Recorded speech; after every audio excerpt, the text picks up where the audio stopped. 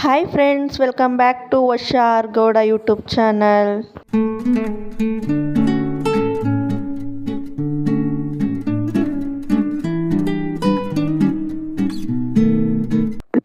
ನಾನಿವತ್ತು 1/4 kg ಬೆಂಡೆಕಾಯಲ್ಲಿ ಹೇಗೆ ಪಕೋಡ ಮಾಡೋದು ಅಂತ ನಿಮಗೆ ತೋರಿಸ್ಕೊಡ್ತೀನಿ.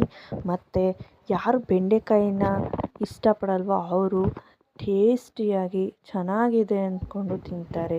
ಬನ್ನಿ ಹೇಗೆ ಮಾಡೋದು ಅಂತ ತೋರಿಸ್ತೀನಿ. ಬೆಂಡೆಕಾಯಿನ ಸಣ್ಣದಾಗಿ ಕಟ್ ಮಾಡ್ಕೊಳ್ಳಿ. ಅದನ್ನು ಒಂದು ಬೌಲಿಗೆ ಹಾಕ್ಕೊಂಡು ಅದಕ್ಕೆ ಕಡಲೆ ಹಿಟ್ಟನ್ನು 3 ಸ್ಪೂನಷ್ಟು ಹಾಕೊಳ್ಳೋಣ. ಅಕ್ಕಿ ಹಿಟ್ಟನ್ನು 1.5 ಸ್ಪೂನಷ್ಟು ಹಾಕೊಳ್ಳೋಣ.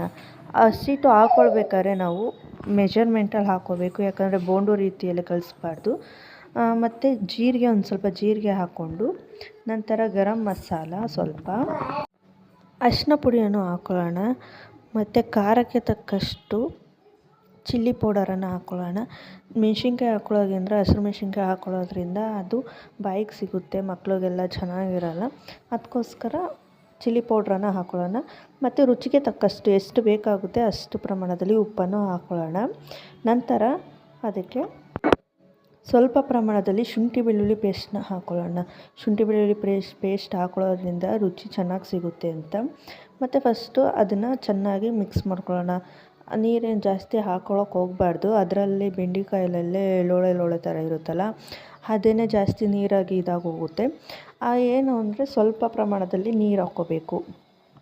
ಒಂದು 2ರಿಂದ 3 ಟೇಬಲ್ ಸ್ಪೂನಷ್ಟು ನೀರು ಹಾಕ್ಕೊಂಡ್ರೆ ಸಾಕಾಗುತ್ತೆ. ಇದು ಬೋಂಡ ರೀತಿ ಎಲ್ಲ ಕಲಸೋಕ್ಕೆ ಹೋಗಬಾರ್ದು, ಯಾಕಂದರೆ ಪಕೋಡ ಅಲ್ವಾ, ಇದು ಚೆನ್ನಾಗಿ ಬರೋದಿಲ್ಲ. ಅದರಿಂದ ಸ್ವಲ್ಪ ಪ್ರಮಾಣದಲ್ಲಿ ನೀರು ಹಾಕ್ಕೊಂಡು ಕಲಿಸಿದ್ರೆ ಹದ ಚೆನ್ನಾಗಿ ಬರುತ್ತೆ. ನೋಡ್ತಾ ಇರ್ಬೋದು ನೀವು ಎಷ್ಟು ಚೆನ್ನಾಗಿ ಹದ ಈ ಥರ ಬರಬೇಕಾಗುತ್ತೆ ಹದ. ಮತ್ತು ಸೈಡಲ್ಲಿ ಒಂದು ಬಾಣಲಿಗೆ ಎಣ್ಣೆಯನ್ನು ಇಟ್ಕೊಂಡು ಅದು ಕಾದ ನಂತರ ಬಿಡಿಯಾಗಿ ಕಲಸಿಟ್ಕೊಂಡಂತಹ ಬೆಂಡೆಕಾಯಿ ಮಿಶ್ರಣವನ್ನು ಅದಕ್ಕೆ ಹಾಕ್ಕೊಳ್ತಾ ಹೋಗೋಣ. ಇದು 75% ಫ್ಲೇಮಲ್ಲಿ ಇಟ್ಕೊಂಡು ಬೇಯಿಸ್ಕೊಂಡ್ರೂ ಆಗುತ್ತೆ, ಹೈ ಫ್ಲೇಮಲ್ಲಿ ಇಟ್ಕೊಂಡ್ರೂ ಬೇಯಿಸ್ಕೊಂಡ್ರೂ ಆಗುತ್ತೆ. ಅದು ಚೆನ್ನಾಗಿ ಬೇಯಬೇಕು, ಒಳಗಡೆ ಹಸಿ ಸೇರಬಾರ್ದು. ಅದಕ್ಕೋಸ್ಕರ ಕಮ್ಮಿ ಫ್ಲೇಮಲ್ಲಿ ಇಟ್ಕೊಂಡು ಬೇಯಿಸ್ಕೊಂಡ್ರೇ ಬೆಟರು. ಮತ್ತು ನೀವು ನೋಡ್ತಾ ಇರ್ಬೋದು ಎಷ್ಟು ಚೆನ್ನಾಗಿ ಬೇಯ್ತಿದೆ, ಎಷ್ಟು ಚೆನ್ನಾಗಿ ಕಲರ್ ನೋಡ್ಬೋದು, ಬೆಂಡೆಕಾಯಿ ಎಷ್ಟು ಚೆನ್ನಾಗಿ ಬೆಂದಿದೆ ಅಂತ ನೋಡ್ಬೋದು, ಎಷ್ಟು ಕ್ರಿಸ್ಪಿಯಾಗಿ ಬಂದಿದೆ ಅಂತಲೂ ನೋಡ್ಬೋದು. ನೋಡಿ ಎಷ್ಟು ಚೆನ್ನಾಗಿದೆ.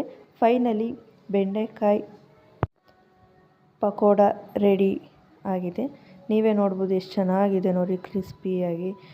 ನಿಮಗೆ ಈ ಬೆಂಡೆಕಾಯಿ ಮಸಾಲೆ ಇಷ್ಟ ಆಗಿದ್ದಲ್ಲಿ ಸಬ್ಸ್ಕ್ರೈಬ್ ಮಾಡಿ, ಶೇರ್ ಮಾಡಿ, ಲೈಕ್ ಮಾಡಿ.